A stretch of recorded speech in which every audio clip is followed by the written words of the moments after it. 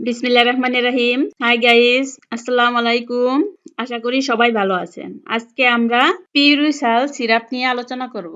পিউরিসাল syrup এর genetic নাম লিবুসালবিউটামল। Incepta pharmaceutical limited বাজারজাত করেন। এখন আমরা পিউরিসাল সিরাপের মূল্য, খাওয়ার কারণ, খাওয়ার নিয়ম এবং পার্শ্ব প্রতিক্রিয়া নিয়ে বিস্তারিত আলোচনা করব। তার আগে আমার চ্যানেলটা সাবস্ক্রাইব করা না থাকলে সাবস্ক্রাইব করবেন, আর যারা সাবস্ক্রাইব করেছেন তাদেরকে অসংখ্য ধন্যবাদ। পিউরিসাল সিরাপের মূল্য 50 মিলি সিরাপের মূল্য 30 টাকা, 100 মিলি সিরাপের মূল্য 45 টাকা।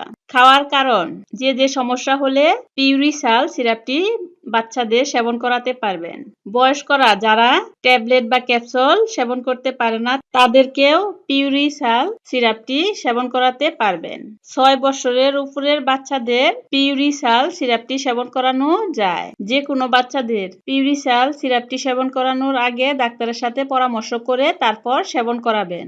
পিউরিসাল সিরাপটি সেবন করানো হয় অ্যাজমা রোগীদের, দুরারোগ্য bronchitis, chronic obstructive pulmonary disease এর ক্ষেত্রে পিউরিসাল সিরাপটি সেবন করাতে পারবেন। পিউরিসাল সিরাপটি বাচ্চাদের শুষ্ক কাশি, কফযুক্ত কাশি, অ্যালার্জিজনিত কাশি, হাঁপানি, অ্যাজমা এ ধরনের সমস্যা থাকলে পিউরিসাল সিরাপটি সেবন করাতে পারবেন বাচ্চাদের। পিউরিসাল সিরাপটি বুকের ভিতরে জমে থাকা কফ অপসারণ করে, শুষ্ক কাশি নিরাময় করে, ফুসফুসের দুর্বলতা ও গলার সুরভঙ্গ উপশম করে, সর্দি, কাশি ও ঠান্ডার চিকিৎসায়ও পিউরিসাল সিরাপটি বাচ্চাদের সেবন করাতে পারবেন। পুরাতন কাশি, ফুসফুসে খিঁচুনি হলেও পিউরিসাল সিরাপটি বাচ্চাদের সেবন করাতে পারবেন। বুকের ভিতরে কফ জমে থাকলে তা পাতলা করে দেয়, অ্যালার্জিজনিত হাঁপানি, অ্যাজমা এবং গলা ভাঙ্গা রোধ করে,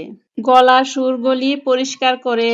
খাওয়ার নিয়ম, পিউরিসাল সিরাপটি দিনে 3 বার সেবন করাতে হয়। 6 থেকে 12 বছরের শিশুদের 5 মিলি করে দৈনিক 3 বার সেবন করাতে হবে অথবা চিকিৎসকের পরামর্শ অনুযায়ী ব্যবহার করতে হবে। বয়স্কদের জন্য 5 থেকে 10 মিলি দৈনিক 3 বার।